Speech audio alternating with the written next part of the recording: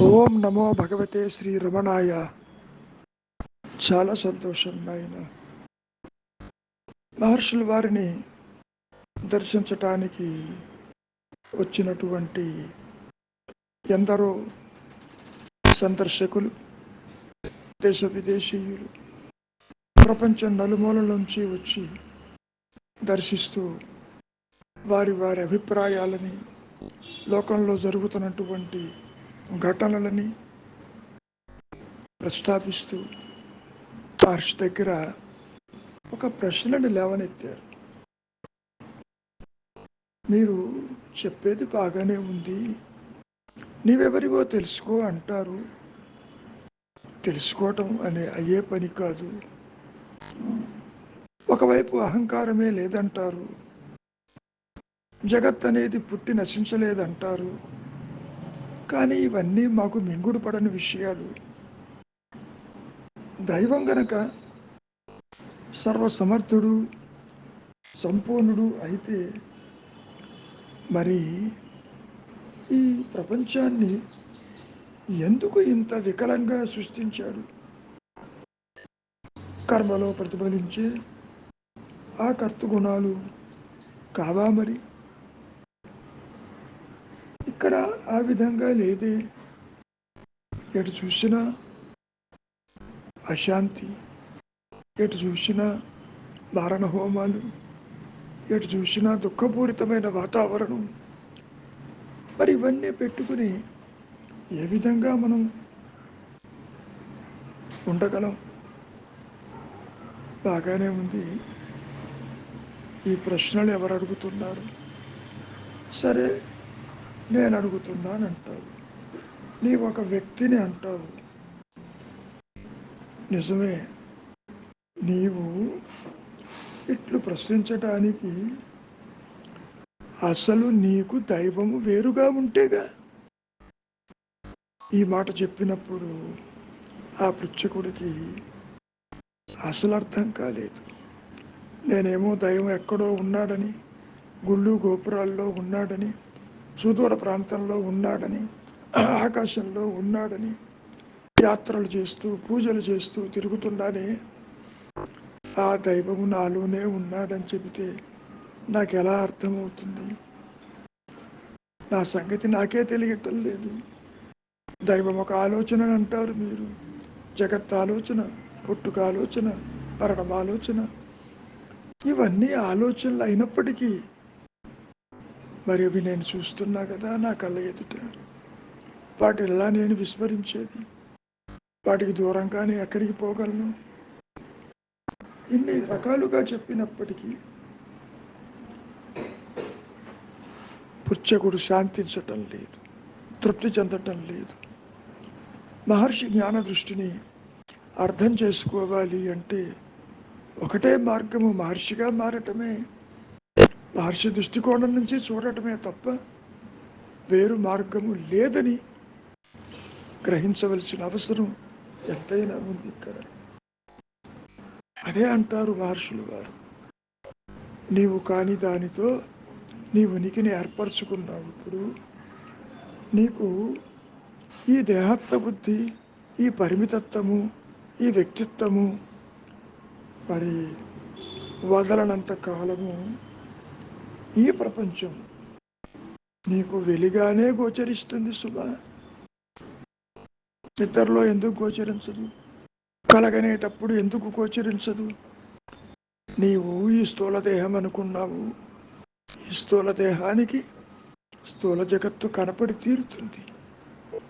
ఇది కళ, ఇది నిజము కాదు అని ఎంత చెప్పినా పృచ్ఛకుడికి అశాంతి తప్ప మరొకటి లేదు. అయితే ఎన్ని రకాలుగా చెప్పుకున్నా నీకు దేహాత్మ బుద్ధి ఉన్నంత వరకు ఈ లోపాలు నీకు కనిపిస్తూనే ఉంటాయి. దైవమా, అతడు పరిపూర్ణుడు, వాడు చేసే క్రియ కూడా పూర్ణమే శుభ. అందులో ఏ లోపము ఉండదు. నీవు దేహాత్మ బుద్ధి కనుక నీకది ఎంతో పాపభూయిష్టంగా, లోపభూయిష్టంగా కనిపిస్తున్నది నీకు. అంతటితో ఆగటం లేదా పుచ్చకుడు?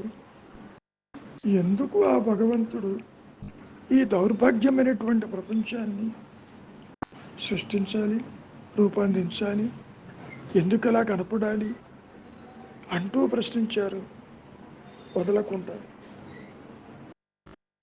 నిజమే, ఎందుకు అలా ఉన్నదని నీవు వెతకాలి అని సంగతి గుర్తు చేస్తున్నాడు. ఎందుకు ఇలా ఉన్నది, నేనెవరిని, నాకెందుకు ఇలా అనిపిస్తుంది, నువ్వు వెతకటానికి, విచారించటానికి అవకాశం ఇస్తున్నాడు. అటువంటి దృశ్యాలను నీ ముందు ఉంచాడని అనుకుందాం. చూచేదెవరు? ఎవరు చూస్తున్నారు? అది ఒక విషయం గుర్తుపెట్టుకో, నీ కళ్ళని తాము చూడలేవు కదా. కంటితో లోకాన్ని చూస్తావు, ఇతరులను చూస్తావు, అన్యత్వాన్ని చూస్తావు, అన్నీ చూస్తావు. కళ్ళు వాటి స్వరూపం చూడగలవా? దాని ముందు ఒక అద్దాన్ని ఉంచావు, ఒక రిఫ్లెక్షన్లో మిర్రర్ పెట్టావు, అవి తాము చూసుకుంటాయి. సృష్టి విషయము కూడా అంతేలాగా. మొదట నిన్ను చూడు, నీవెవరివో తెలుసుకో. ఆ తరువాత నీ సహజత్వంలో ఆత్మగా, జ్ఞానంగా, సత్యస్థితి నుంచి అప్పుడు జగత్తుని చూడు. ఆ జగత్తు నీకు పరబ్రహ్మమై గోచరమవుతుంది. ఆత్మగన్యంగా ఏదీ లేదు. నీవు దేహాత్మ బుద్ధితో చూస్తున్నావు కాబట్టి నీ వాసనా ప్రభావం వల్ల నీకది భిన్నముగా గోచరమవుతుంది. అందులో లోపాలు గోచరమవుతాయి. అప్పుడు అడుగుతున్నారు, ఎప్పుడూ నన్ను అంతర్ముఖుణ్ణి కావాలి నేనా మీ ఉద్దేశము? అవును, అది తప్ప వేరు మార్గము లేదు. మరి అయితే ఈ ప్రపంచంలో యుద్ధాలు మీరు ఆపగలరా మౌనంగా కూర్చుంటే?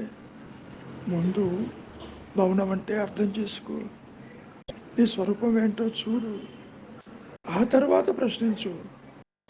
ఇవి నీకు అన్యంగా ఉన్నాయేమో చూడు. అయితే ఈ ప్రపంచాన్ని చూడకూడదంటారా? దాని అర్థం అది కాదు. ప్రపంచం అనగానే కళ్ళు మూసుకోమని కాదు, చూడవద్దని కాదు. మొట్టమొదట నీవు దేహము కాదని, మనస్సు కాదని, ఇంద్రియాలు కాదని, అసలు ఇక్కడ నీవు ఏదీ కాదని నిన్ను మొదట చూచుకొని ఆ తర్వాత ప్రపంచం నీకు కనిపిస్తే చూడు, ఆత్మగా చూడు, నీ సహజత్వంగా చూడు, నీవు నువ్వుగా నిలిచి ఉన్నటువంటి ఏకైక అహంస్మరణ స్థితి నుంచి చూడు, జ్ఞానమయ స్థితి నుంచి చూడు, తురీయం నుంచి చూడు. నిన్ను దేహం అనుకుంటే మరి ఈ ప్రపంచం నీకు వేరుగా కనిపిస్తుంది. అందులో సందేహం లేదు. ఇది పూర్తిగా అజ్ఞానజనితము, అవాస్తవము. ఇది సత్యదూరం. నీవెప్పుడైతే నీ సహజత్వంలో ఆత్మవై నిలిచినప్పుడు మరి ఈ ప్రపంచము కూడా పరబ్రహ్మగానే నీకు గోచరమవుతుంది. అందులో సందేహం లేదు. నీకు ఇప్పుడు ఉన్నది చక్షు దృష్టి, అహంకార దృష్టి, దేహాత్మ బుద్ధితో కూడినటువంటి దృష్టికోణంలో ఇంద్రియాలతో ఈ ప్రపంచాన్ని చూస్తున్నావు, ఇతరులను చూస్తున్నావు, వారిలో భేదాన్ని చూస్తున్నావు. స్త్రీ పురుష భేదమని, జ్ఞానులు అజ్ఞానులని, మంచివాళ్ళు చెడ్డవారని, న్యాయము అన్యాయమని, ఈ విధంగా నీవు భేదబుద్ధితో చూస్తున్నావు. నీకు ఈ దేహము అన్యమే, జగత్తన్యము. గతంలో చెప్పుకున్నట్టు ఆత్మ కూడా నీకు అన్యమే, నాకు తెలియటం లేదంటావు. నీవు ఇప్పుడు తెలుసుకుంటున్నదంతా బయట లేదు, నీలో ఉన్నదే బయట చూస్తున్నావు. నీలో ఉన్నటువంటి కామక్రోధాది అరిషడ్ వర్గాలని, కోరికలని, బంధాలని, రాగద్వేషాలని ఆలోచన రూపేణ, ఇంద్రియ రూపేణ, పరోక్ష జ్ఞాన రూపేణ ప్రపంచంలో ఉన్నట్టుగా నీవు భావిస్తున్నావు. ముందు ఆ ఇంద్రియ వ్యాపారాలనికి దూరంగా ఉండు. వాటిని ఏ స్థానంలో ఉంచాలో అక్కడే ఉంచు. ఎప్పుడైతే నీవు నిర్మలమైన చిత్తముతో గుణరహితమై, బంధరహితమై, అన్యరహితమై నీవు నిలిచి ఉన్నప్పుడు, స్ఫురణమయంగా, జ్ఞానమయంగా, అనంతంగా ఉన్నానన్న ఎరుకలో నీవు నిలిచి ఉన్నప్పుడు సృష్టి ఎక్కడ, ఇతరులెక్కడ? నీ దేహమే కనపడదే. అహంకారం అదృశ్యమైపోతుంది కదా. అహంకారము లేదు, వ్యక్తిత్వము లేదు. సర్పరచ్చు భయభ్రాంతిలో లేని పాము తాడు మీదికి వచ్చినట్లు, లేని అహంకారము, లేని జీవుడు, లేని జగత్తు, లేని దైవము అదిగో ఆత్మ మీద ప్రకాశిస్తున్నట్లుగా ఉంటుంది. అంతకంటే ఏమీ లేదు. ఇది చెప్పటం తేలికగా అనిపిస్తుంది. నిజానికి ఉన్నది ఆత్మ, లేనిది సృష్టి. అంతవరకు దేనికి? నిద్ర నుంచి మెడుకు వచ్చింది నీకు.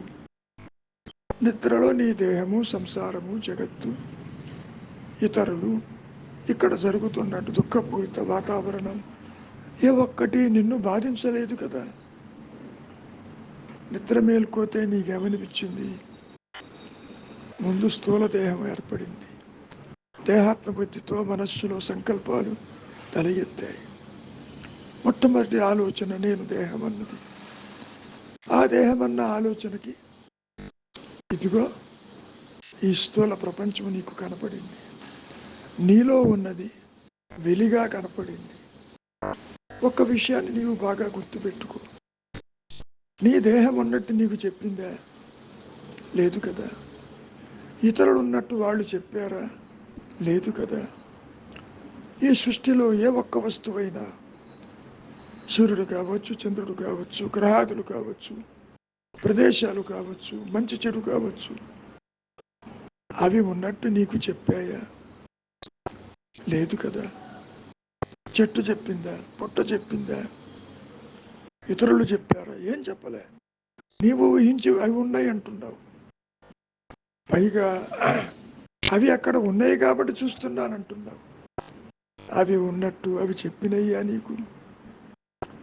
నీవు చెబుతున్నావు అంటే దాని అర్థం ఏమిటి? అవి నీ ఆలోచనలు మాత్రమే అని అర్థం. నీ దృష్టిని చింతావిహీనం చెయ్యి, అంతర్ముఖం చెయ్యి, వృత్తిరాహిత్యం చెయ్యి, భావశూన్యం చెయ్యి. అప్పుడు నీకే తెలుస్తుంది ఉన్నది ఏకైక సత్యమని, అది అనంతమని, అది జ్ఞానమయమని. అక్కడ పొరపాటున కూడా జీవుడు, జగత్తు, ఈశ్వర భావనలకి తావు ఉండదని, అసలు సృష్టే లేదని నీవే గ్రహిస్తావు. ఆ విషయం కూడా రమణ మహర్షులు వారిని చాలా స్పష్టంగా అడిగారు గతంలో కూడా. జగత్తు ఉండి లేదా, అసలు జగత్తు పుట్టలేదా? దానికి మహర్షులు వారు పుట్టి లేకపోవటం కాదు, అసలు జగత్తే లేదు పొమ్మన్నాడు. నా అనుభవం కూడా అదేనని ఎన్నిసార్లు చెప్పుకున్నా అది బోధించేది కాదు. ఆత్మజ్ఞానం అనుభవయోగ్యమే తప్ప మరొకటి కాదు.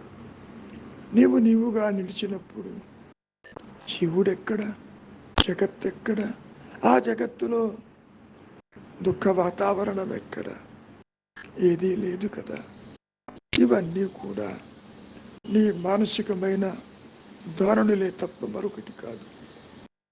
ఆలోచన అంటే ఏమిటో చూడు, అది ఉందేమో చూడు, పోనీ ఆలోచించేవాడు ఉన్నాడేమో చూడు. ఆలోచించేవాడు ఆలోచనలు వేరుగా లేవుగా.